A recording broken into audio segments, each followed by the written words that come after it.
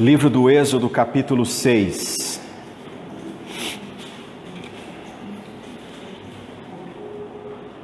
Diz assim a palavra do Senhor: Disse o Senhor a Moisés: Agora verás o que hei de fazer a Faraó, pois por mão poderosa os deixará ir, e por mão poderosa os lançará fora da sua terra. Falou mais Deus a Moisés e lhe disse: Eu sou o Senhor. Apareci a Abraão, a Isaque e a Jacó como Deus Todo-Poderoso, mas pelo meu nome, o Senhor, não lhes fui conhecido.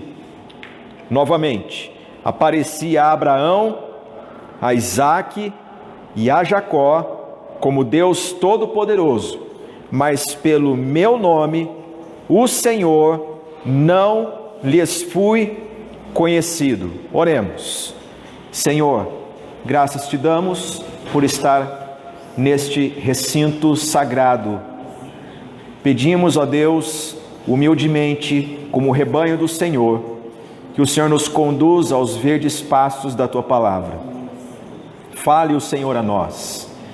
Ó Deus, molde a nossa mente, molde a nossa vida, nossas emoções, as nossas ações e reações, a partir das Escrituras Sagradas. A ti toda a honra e toda a glória, no nome santo de Jesus. Amém. Os irmãos podem se sentar, por gentileza.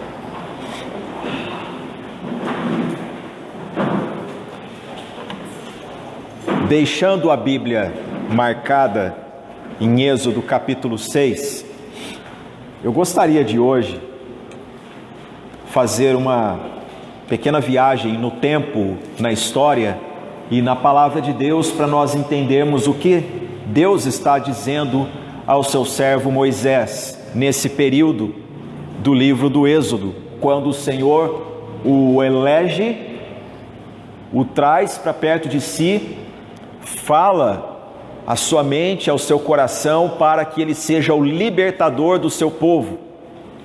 Israel vivia há mais de 400 anos sob regime de escravidão no Antigo Egito, e chegou o momento, o tempo de Deus para libertar Israel. E o Senhor tem todo o poder. Nesta noite, nós, na nossa liturgia, estamos meditando sobre a soberania de Deus na nossa vida. E é sobre isso que eu quero conversar com vocês. O que homens de Deus nos ensinam sobre a soberania de Deus e o sofrimento? Que são dois S's que causam perplexidade para a vida humana. Deus é soberano. O sofrimento, ele é pungente, ele é algo que incomoda demais o ser humano. O sofrimento, às vezes, parece que Deus está ausente. Mas por que o Senhor permite que nós passemos pelo vale da dor e do sofrimento? Eu quero convidar você, primeiramente, a abrir a palavra do Senhor no livro do Gênesis. E nós vamos meditar em alguns textos para nós entendermos do que se trata esse episódio, essa fala de Deus a Moisés. Livro do Gênesis, capítulo 12.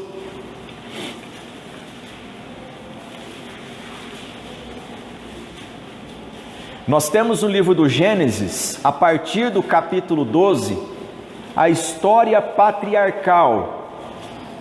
A história patriarcal a partir de Abrão.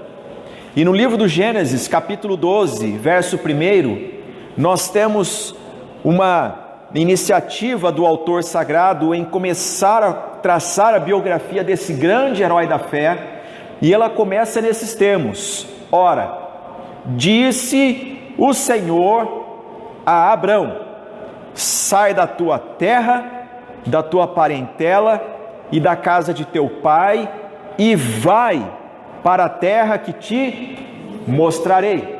De ti farei uma grande nação, e te abençoarei, e te engrandecerei o nome. Se tu uma bênção. A partir daqui nós temos o chamado de Abraão. E quando nós lemos esse texto, nós reportamos a nossa mente facilmente ao capítulo 1 do livro do Gênesis.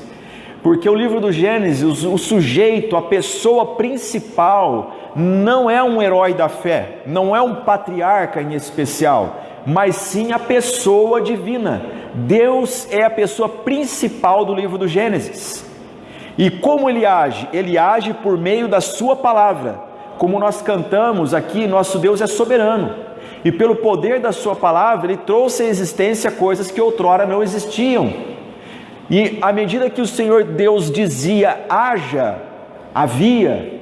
À medida que Deus ele falava, haja separação entre águas e águas, havia. Deus utiliza do poder da sua palavra para que ela transite pela história e alcance o propósito que Ele mesmo tem.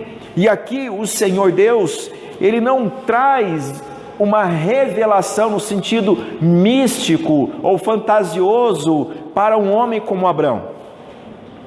Haja vista que Abrão, ele nasceu em Ur. O texto sagrado foi escrito num contexto que as pessoas sabiam quem eram os caldeus, no momento em que o texto ficou pronto. Mas os caldeus vieram muito tempo depois. Ur era um espaço na Babilônia antiga. E a Babilônia é um espaço que tem referências no Antigo e Novo Testamentos como um lugar de confusão, como um lugar de idolatria, como um lugar onde o culto a Deus não era apresentado. Havia, pelo contrário, culto a deuses. Segundo os estudiosos da Babilônia antiga, eles dizem que o panteão, a coleção de deuses da antiga Babilônia chegava a aproximadamente 5.000. Muitos deuses havia ali. Era como uma Índia dos tempos antigos. E os povos se curvavam aos ídolos. E então o texto nos diz que Deus, ele interfere na história humana. Ele interfere exatamente num ponto de idolatria. E ele chama para si um homem. Deus não fez com que um milagre acontecesse diante desse homem. Deus emitiu a sua palavra e disse Deus. Deus chama esse homem à existência da história consigo. Disse o Senhor a quem? A Abraão. Deus fala com os homens. O maior milagre que nós temos no Antigo Testamento não é a abertura do Mar Vermelho. O maior milagre do Antigo Testamento não são os ossos do mortal que estava na sepultura e o corpo de Eliseu tocando, ele ressuscitou. O maior milagre do Antigo Testamento é a palavra de Deus sendo comunicada ao homem, porque pela palavra de Deus a vida ganha vida. Sem a palavra não há vida. Então aqui nós temos Deus chamando esse homem: sai da tua terra, Ur, tua terra com camadas de deuses de idolatria, sai da tua parentela pode te prender, te unir aos propósitos, aos negócios deles, e eu vou te levar para uma terra que eu ainda te mostrarei. Deus aqui está dizendo para Abraão: vamos para uma jornada de fé. Quando Estevão está para ser martirizado, a sua pregação, em Atos, a partir do capítulo 6 e 7, nós temos essa narrativa, que ao pregar para o sinédrio, para as autoridades judaicas, ele fala: Deus nosso Pai apareceu o Senhor apareceu a nosso pai Abraão, quando este ainda estava na Mesopotâmia, e disse: sai da tua terra e vem para a terra que eu te mostrarei. Deus chama pessoas para si. Deus não chama pessoas para terras. Deus chama pessoas para andar com Ele. É isso que a Bíblia nos ensina. Deus não chama alguém para dar uma bênção: vem andar comigo porque eu vou te dar uma bênção. Não, Deus disse para Abraão: sai da tua terra e vem andar comigo e para mim. E assim começa a vida desse homem. Quantos anos ele tinha? 75 anos. Quando muitos estão decidindo parar, Deus chama Abrão para começar. E essa jornada de Abrão, ela é maravilhosa, porque ela é crescente. O Senhor então aparece a Abrão mais uma vez. E no capítulo 15 nós temos um termo de aliança maravilhoso, porque o Senhor aparece a ele, ratifica a aliança que fez com esse grande homem Abraão, e fala ao coração dele nos versos 13 e 14 o seguinte, começando do verso 12, Gênesis 15, verso 12: ao pôr do sol, caiu profundo sono sobre Abrão, e grande pavor e cerradas trevas o acometeram. Então lhe foi dito: sabe com certeza que a tua posteridade será peregrina em terra alheia e será reduzida à escravidão e será afligida por 400 anos. Mas também eu julgarei a gente a que tem de sujeitar-se, e depois sairão com grandes riquezas. Aqui, meus irmãos, Deus está falando com Abrão, estimam-se aproximadamente 200 anos antes dos eventos, e o Senhor está dizendo para ele o seguinte: a tua descendência será escravizada. Ele ainda não tinha filhos aqui, ainda era uma proposta que entre ele e Sara havia será que? Mas o Senhor prometeu, confiemos nele, apeguemos-nos à palavra, porque ele nos prometeu que vai dar um filho, e o Senhor fala de descendência para um homem, e ainda fala que a sua descendência seria escravizada. Isso é soberania de Deus. Deus chama um homem e Deus diz: eu vou usar você, eu vou usar a tua história, e eu vou usar a história da tua família. Eles até vão passar mal, eles vão entrar para a história por terem sido escravos de um povo ímpio, mas Abraão, eu estou por detrás de tudo isso. Eu faço uma pergunta para você: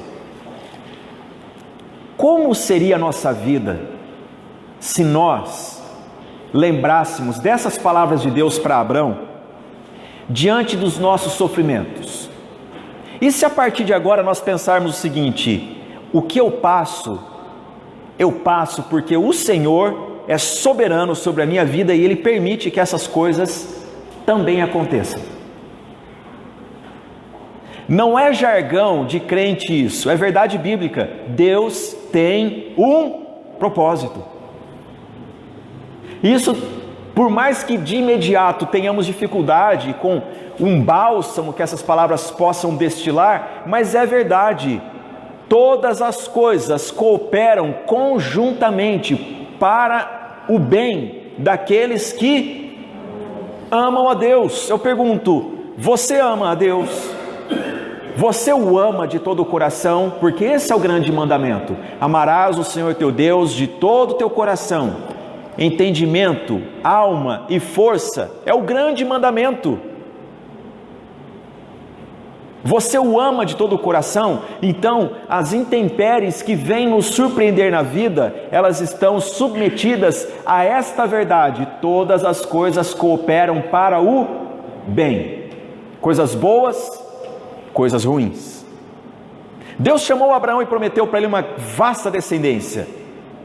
É o momento dele dizer aleluia, glória a Deus. E aí Deus vem e fala para ele: mas a tua descendência será escravizada. Eu imagino que ele deve ter feito o mesmo semblante que você fez aqui agora. E agora? E então, meus irmãos, o Senhor começa a mostrar, a delinear o seu plano com essa família.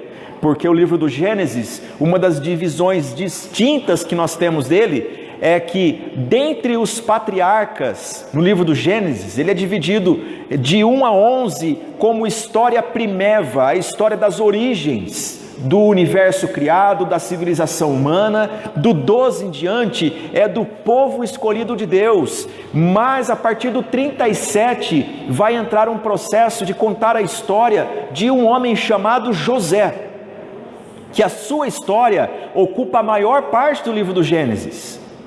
E então, todos nós sabemos a história de José, que ele era o irmão preferido de Jacó ou Israel, e o seu pai fez vestes talares para ele, maravilhosa. Os seus irmãos tinham ciúmes, os seus irmãos o vendeu para o Egito, ele foi trabalhar na casa de Potifar, toda a história que nós conhecemos, e ele foi jogado numa masmorra, numa prisão, e lá ele ficou por 2 anos esquecidos, mesmo depois de ele ter feito um pacto com aquele copeiro que lhe revelou o sonho. A pessoa se esqueceu dele, toda essa história. Todavia Deus estava com José onde?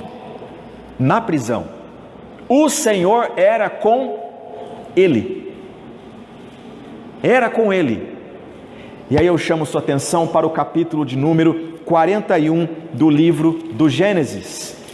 No capítulo 41 nós temos um salto na história, quando depois de todo o sofrimento que José passou, que nós já estudamos tantas vezes na escola bíblica dominical e pregações aqui também, o Senhor eleva José para que ele seja o governador do Egito, o ministro da fazenda do Egito, da maior potência do mundo daquela época. E o Senhor permitiu, conduziu ele para que ele fosse vendido como escravo, tornasse motivo de ignomínia no Egito, e ele é elevado como governador do Egito. Pela mentalidade e sabedoria que Deus lhe deu, ele saciou, ele supriu a necessidade de milhões de egípcios, e inclusive dos seus irmãos que o havia vendido. E quando tudo é perdão, tudo é graça, seus irmãos vêm, ele se reconcilia com os seus irmãos, ele chama seus irmãos para morar onde? Com ele, no Egito. Vem para cá, a fome ainda não terminou, venham morar comigo. E então, olha só o que diz a palavra do Senhor em Gênesis capítulo 41, versículo de número 42. Então tirou o faraó o seu anel de sinete da mão e o pôs na mão de José, fê-lo vestir roupas de linho fino e lhe pôs ao pescoço um colar de ouro, e fê-lo subir ao seu segundo carro, e clamavam diante dele: inclinai-vos.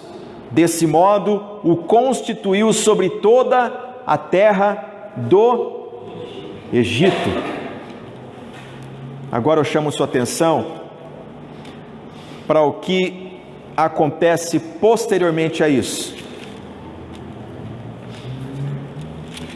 O texto sagrado nos conta, meus irmãos, em Gênesis capítulo 46, versículo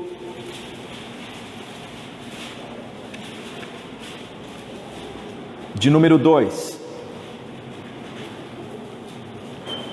Falou Deus a Israel em visões de noite e disse: Jacó, Jacó. Ele respondeu: eis-me aqui.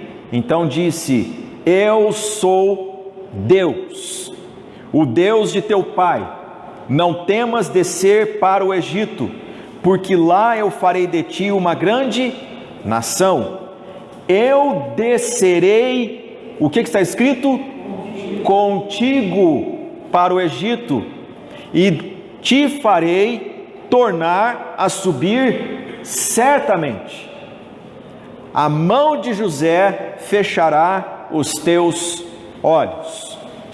Aqui há duas coisas importantes para nós refletirmos. A primeira é que quando o Senhor fala com Jacó, no verso 3, e diz: eu sou Deus, a expressão hebraica usada aqui é El. El é um nome de divindade, de autoridade que merece reverência. Eu sou Deus. o Senhor fala para Jacó. E no versículo 4 ele fala: eu descerei contigo para o Egito, e te farei tornar a subir.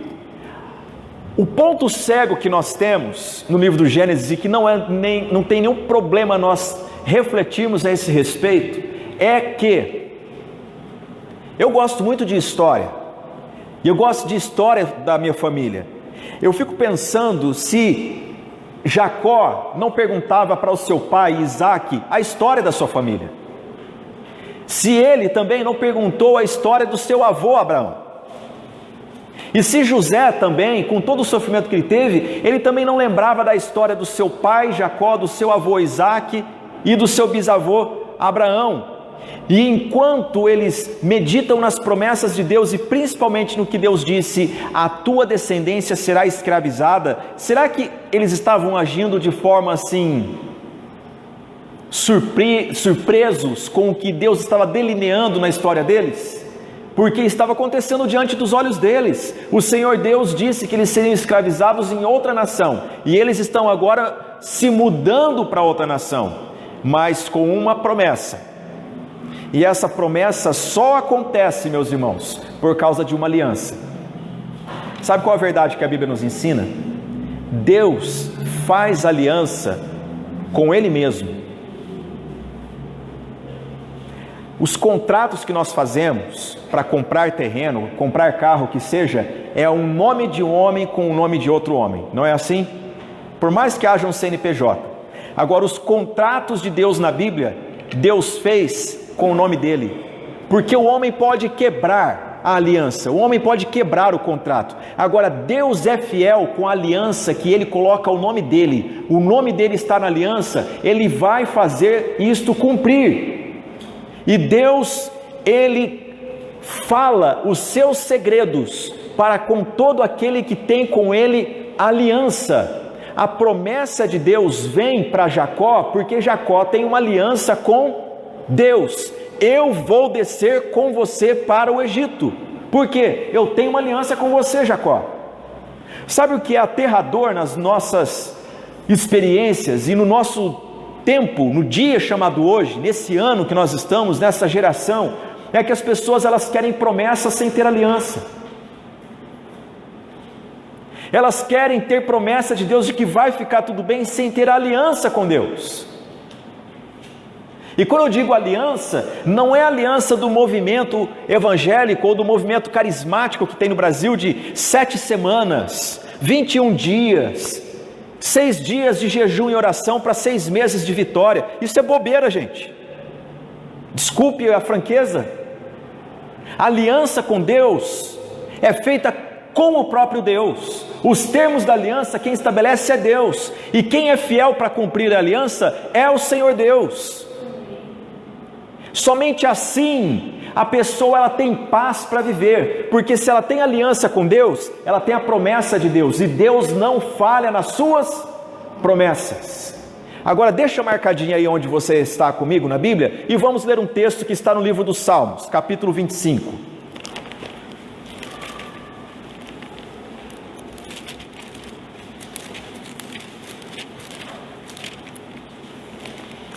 Livro dos Salmos, capítulo 25.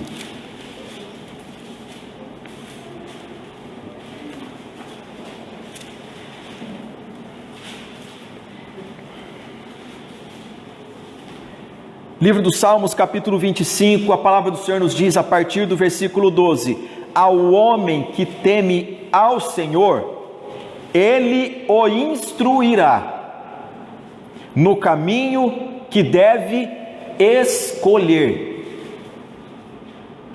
Isso mesmo, grife esse texto e medite nele todos os dias. Olha que coisa preciosa.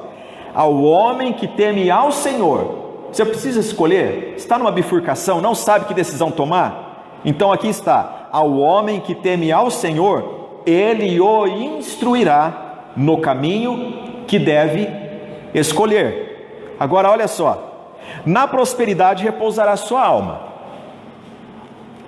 e a sua descendência herdará a terra. Agora preste atenção no versículo 14, que é o texto-chave para este momento aqui. A intimidade do Senhor é para os que o temem, aos quais ele dará a conhecer a sua aliança. Quem ama a Deus, quem teme a Deus, quem caminha com Deus, esta pessoa, Deus revela a sua intimidade e os seus planos, a sua aliança. Por que que hoje em dia nós temos tantas pessoas que falam de Deus, mas não têm paz com Deus? Porque essas pessoas querem se beneficiar do que Deus tem, mas elas não têm a aliança e não têm o temor e o amor para com Deus. Se não tiver temor a Deus, se não tiver amor a Deus, meus irmãos, pode ler a Bíblia inteira 3, 4 vezes por ano, não vai ter paz de saber que a promessa de Deus está se cumprindo na vida, porque o critério bíblico é: aliança com Deus é para com quem o teme, e essas pessoas, elas obtêm promessas de Deus para caminhar. Sem esse quesito não tem como, vai encarar um leão mesmo por dia, e poderá ser devorado por ele. Agora Jacó, ele ouve da parte do Senhor isso: Jacó, o nome dele já tinha sido mudado aqui, ele era Israel, que significa aquele que se apega a Deus, aquele que se agarra a Deus. Mas Deus chama ele pelo nome do RG dele: Jacó, pode descer para o Egito, porque eu vou com você. Eu disse para o teu avô que a descendência dele passaria mal, passaria tempos de escravidão. Talvez você esteja com medo de ser escravo, Jacó. Fica tranquilo, eu vou descer com você. Não fica melhor a vida assim? Vira uma notícia para você do tipo: olha, o Brasil vai passar por tal experiência. Você pensa: misericórdia. Mas aí o Espírito Santo fala para você: mas eu vou com você. Um diagnóstico do médico vem e fala: olha, infelizmente, é câncer. E aí o Espírito Santo fala para você: mas eu estou e eu vou com você. Olha, é aneurisma, é um AVC. A lágrima brota, você chora, você soluça, mas aí vem a paz de Deus, que excede a todo entendimento, e guarda o teu coração dizendo: mas eu vou com você. É isso que está acontecendo com a história desses homens.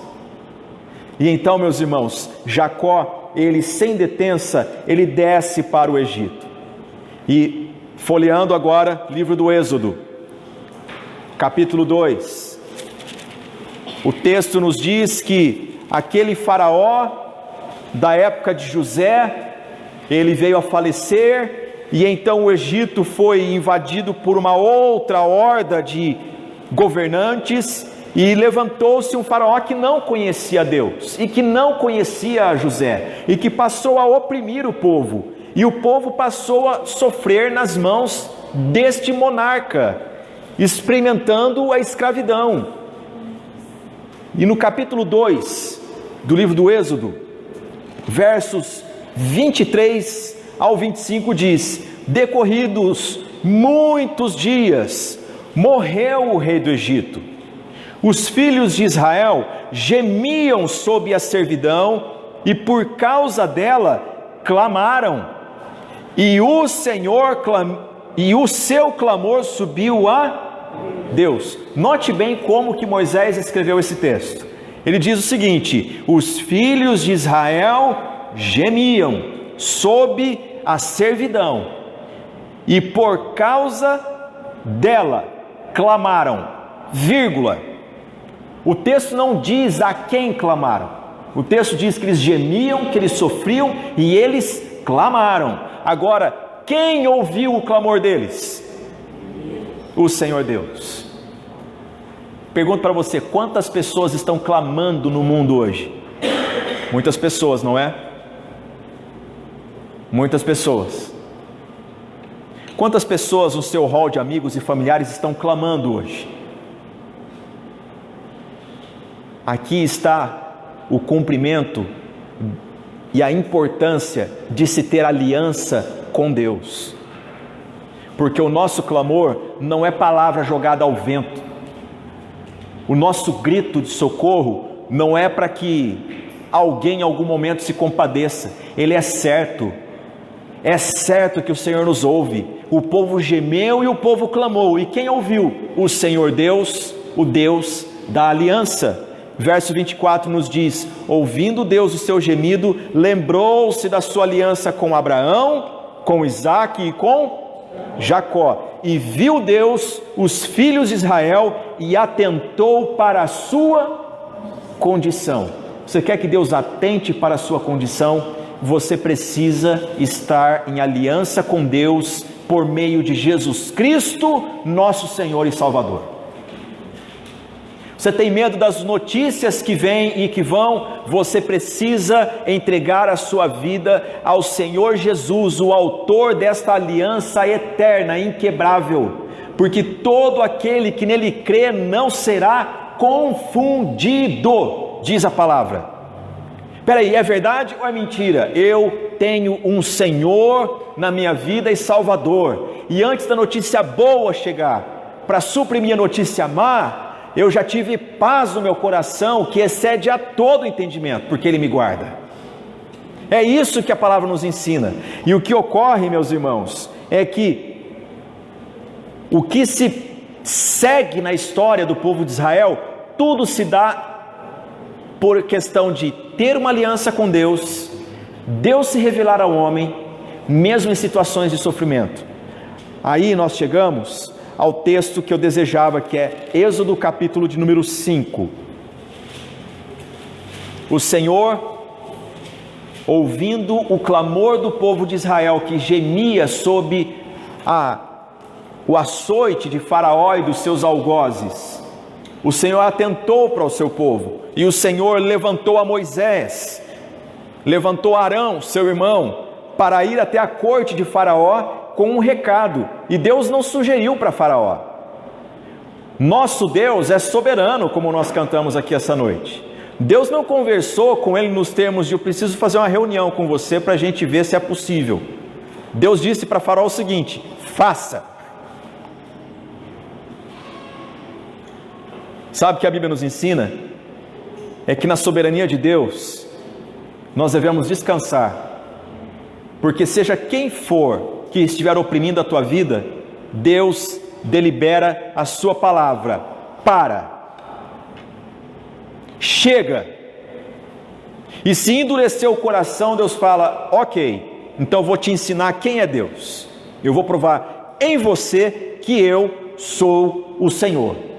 No capítulo 5, versículo 1, Deus levanta Moisés e Arão, e eles disseram a Faraó: assim diz o Senhor, Deus de Israel, deixa ir o meu povo, para que me celebre uma festa no deserto.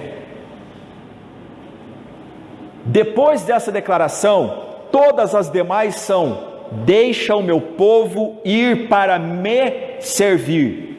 Mas a primeira é essa: deixe ir o meu povo, para que me celebre uma festa no deserto. Sabe qual é a palavra que nós utilizamos para uma festa no deserto? Culto.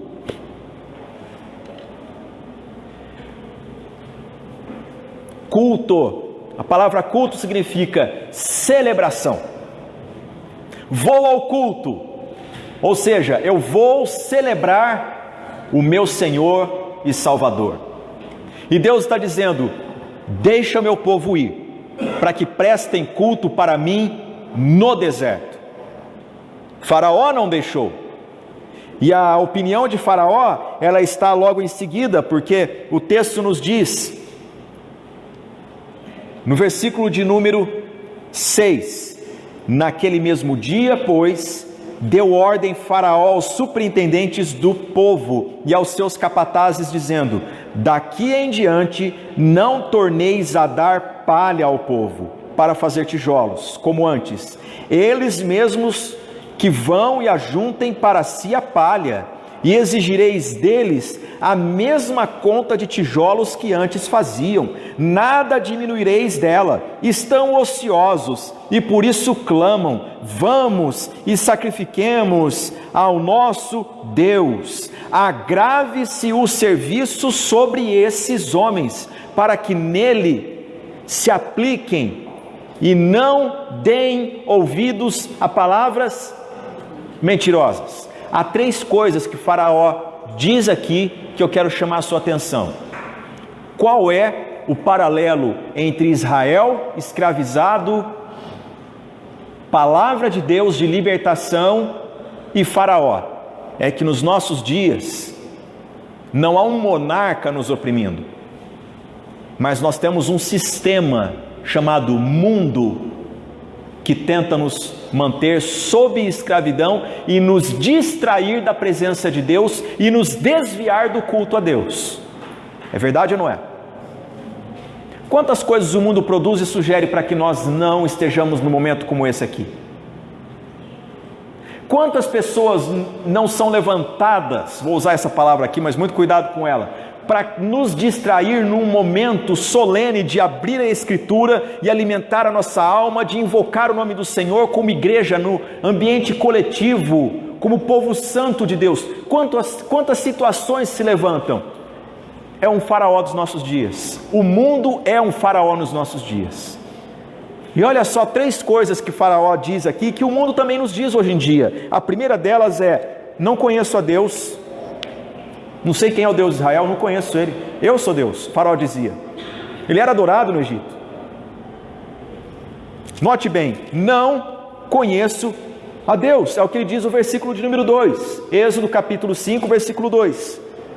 Quem é o Senhor para que lhe ouça eu a voz e deixe ir a Israel?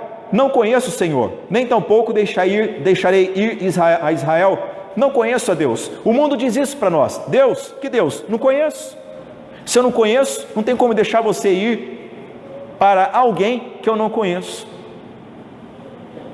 A segunda coisa que Faraó fala: Deus e liberdade de culto são simplesmente interrupções do trabalho que eu implantei. Irmãos, olha aqui para mim, todos vocês. Qual é a visão bíblica do trabalho? O trabalho é uma bênção. O trabalho não é fruto do pecado. Não. O Senhor Deus criou o homem e o pôs num jardim no Éden para o cultivar e o guardar. O Senhor Deus trabalhou por 6 dias e no 7º ele descansou. Deus não se cansa de fatigar, é o descansar de cessou o seu trabalho para contemplar a maravilha da criação. Esse é o sentido. Mas o Senhor trabalhou por 6 dias e descansou no 7º. Deus colocou o homem com responsabilidade, com aquisição moral no jardim para o cultivar e o guardar. O que é isso? Trabalho. Trabalho é uma bênção, gente. Agora, quando ele se torna a força motriz da vida, quando ele se torna o Senhor da nossa vida, e muitas vezes o inimigo das nossas almas e até mesmo o mundo que conspira contra Deus faz com que o trabalho seja um instrumento de fuga das nossas responsabilidades para com Deus e para com a nossa família. Eu conheço diversas pessoas que fogem de um casamento conflituoso no trabalho, que fogem da criação dos filhos no trabalho, que fogem de si mesmos no trabalho, porque se parar para se ver no espelho, tem um colapso. Então corre de um lado para o outro. E de onde vem essa visão? Faraó mesmo está dizendo: eu não conheço a Deus, e esse negócio de culto a Deus é coisa de gente ociosa. Faraó oprimia com trabalho árduo para que não buscassem a Deus. Eu faço a pergunta para você, com todo carinho pastoral: você é uma pessoa que se sente confortável em comunhão esporádica com a igreja de Deus?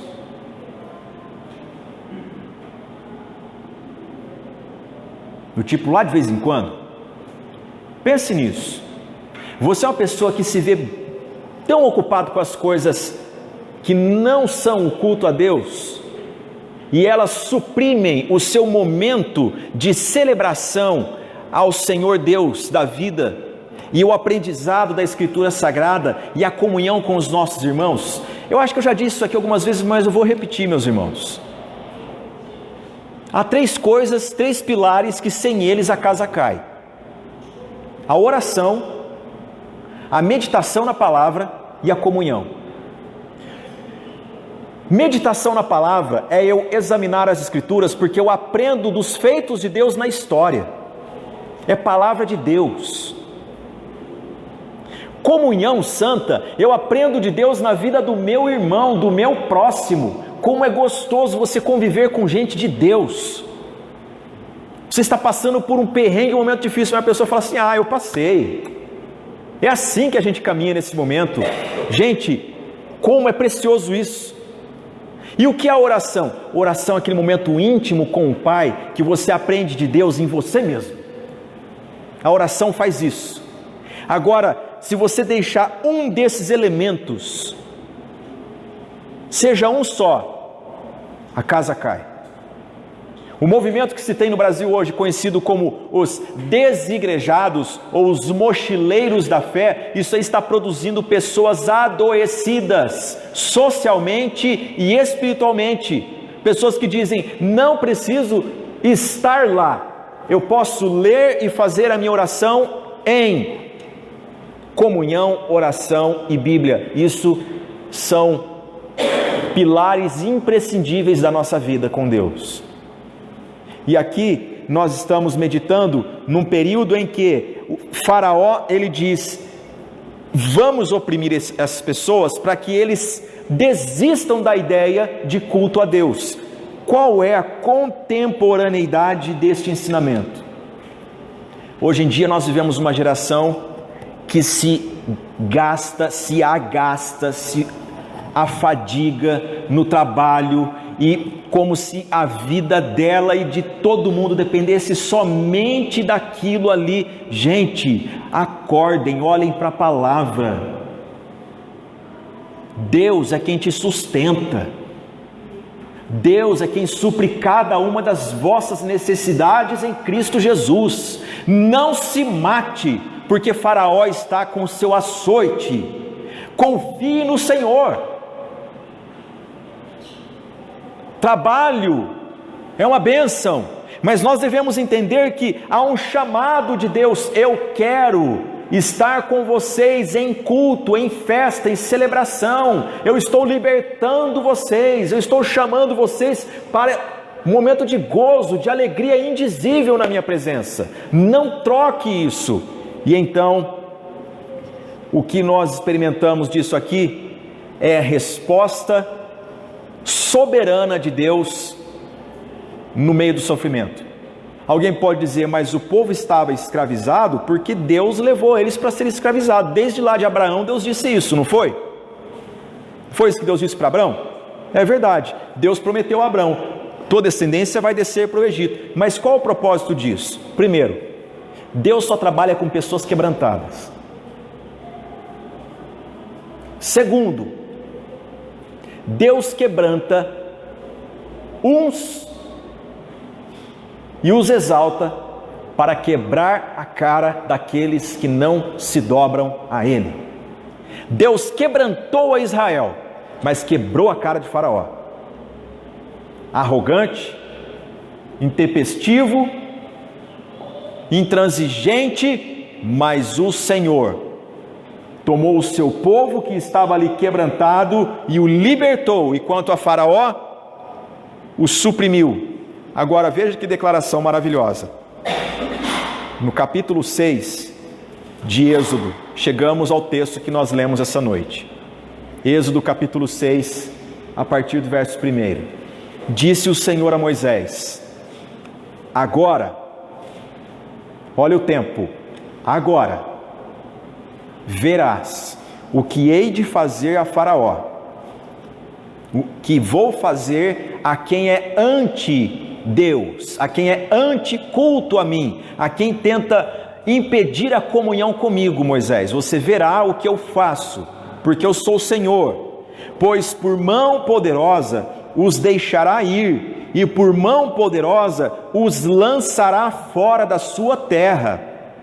Falou mais Deus a Moisés e lhe disse: eu sou o...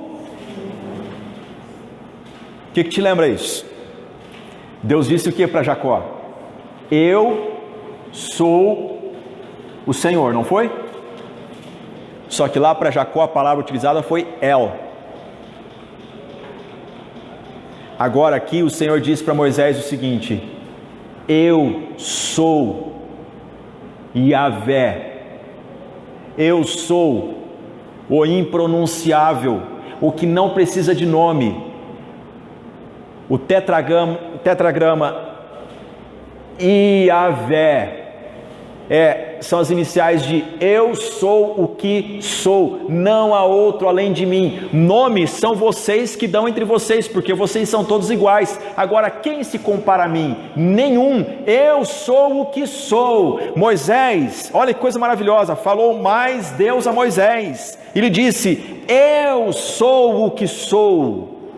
Aparecia a Abraão, a Isaque e a Jacó como Deus Todo-Poderoso, ou seja, o El Shaddai, o Senhor da montanha, o Deus Todo-Poderoso, o Deus dos alicerces dessa terra, o El Shaddai. Mas pelo meu nome, o Senhor, o eu sou o que sou, não lhes fui o quê?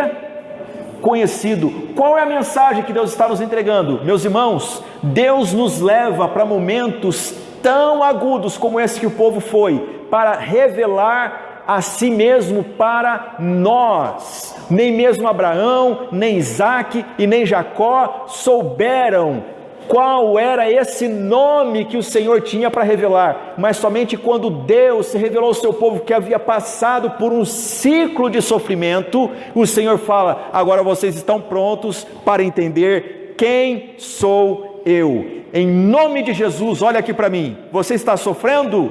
Olhe como a palavra do Senhor nos ensina. Deus nos permite passar por vales e por situações que beiram a escravidão, que nos chafurdam em dor, mas Ele quer se revelar a nós. Não existe nada melhor do que um Deus Criador dos céus e da terra se assentar com uma criancinha e ensinar ela a viver.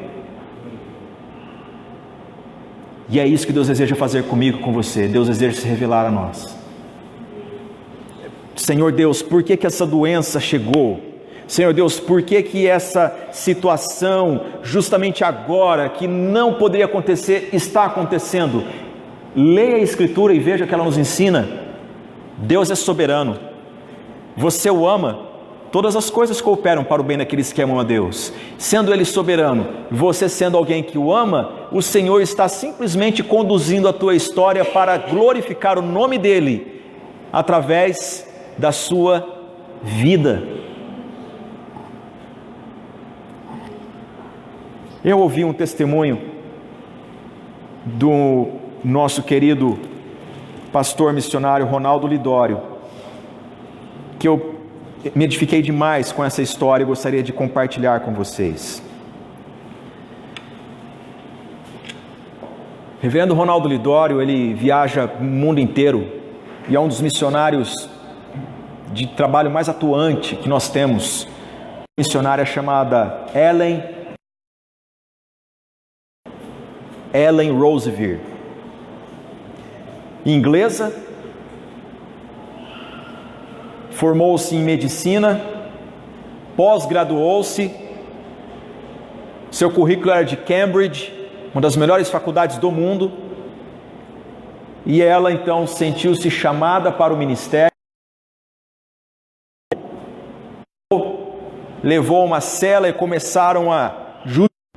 Ela escreveu o seguinte: eles me puxavam pelos pés, batiam em minha cabeça, chutavam-me na boca, quebraram os meus dentes, me humilharam, insultaram, agrediram-me dia após dia.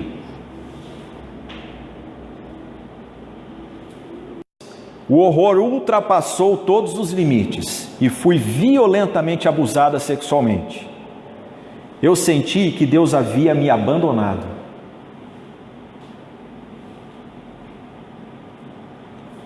Logo depois, senti o Senhor falando comigo: Ellen, estes não são os teus sofrimentos, são os meus sofrimentos. São os meus sofrimentos, Ellen. Ela, convalescida, foi solta, voltou para a Inglaterra para se tratar de todos os traumas, equipe médica cuidando dela, psicólogos, e quando deu assim um lampejo de melhora, a Ellen compareceu até a junta missionária que ela fazia parte e disse: me mandem para o Congo novamente. Disseram: não, irmã, você não pode ir. Ela já estava idosa. Ela falou: me mandem para o Congo, porque eu não terminei de pregar o Evangelho para quem eu deveria. Se vocês não me mandarem, eu vou me demitir dessa agência missionária, e eu vou arrumar recursos por outro, e eu vou para o Congo, porque lá é o meu lugar para pregar o Evangelho. E quando ela chegou no Congo, depois desse tempo, ela encontrou o hospital destruído, as macas todas queimadas, todos haviam debandado, os profissionais que ela havia treinado, poucos estavam ali para recebê-la. Enfim, a guerrilha, a corrupção naquele país graçou o lugar onde ela estava. Mas o Espírito Santo a tomou, a encheu, e ela levantou uma nova oferta. Homens de Deus ao redor do mundo ajudaram aquela mulher, e ela plantou um novo hospital, treinou novas pessoas. E ela terminou a sua vida aproximadamente 3 ou 4 anos atrás, com 91 anos de idade, como uma heroína da fé. E diante de tamanho sofrimento, as pessoas perguntavam para ela o que a fazia continuar, o que a fazia ter forças diante de tudo aquilo. Ela escreveu um trecho no seu diário, gostaria de ler com você, ler para você. Ela escreveu: o problema é quando não queremos só Jesus. O problema do nosso sofrimento. O problema é quando não queremos só Jesus. Queremos Jesus e mais alguma coisa. Queremos Jesus e a popularidade. Queremos Jesus e o sucesso. Queremos Jesus e os aplausos. Queremos Jesus e o reconhecimento. Queremos Jesus e ser os melhores, os primeiros. Não, meus irmãos, devemos querer só Jesus. Meus irmãos, Deus nos conduz em situações que muitas vezes nós pensamos: eu estou num período de escravidão, o Senhor me esqueceu aqui. Ele mesmo me trouxe aqui e Ele me esqueceu, Ele me deixou. Não, o Senhor jamais desampara os seus. Mas Deus muitas vezes nos permite ir para situações de conflito e de profundo sofrimento, para que nós entendamos quem é Ele e o conheçamos. Quando Moisés experimentou isso, Deus disse: eu vou me revelar a vocês, tal como Abraão não viu, Isaac não viu, Jacó não viu. Eu gostaria de orar com você, e que essa noite, você que está sofrendo, você tivesse esta mensagem, essa compreensão. Deus permite que eu passe por certos vales, para que eu o conheça profundamente. Afinal de contas, a vida aqui é só um sopro. Eu vou passar toda a eternidade com o meu Senhor. Eu preciso conhecer mais o meu Deus. Eu preciso querer só Jesus. Não é Jesus e alguma coisa, é só Jesus. Vamos colocar em pé.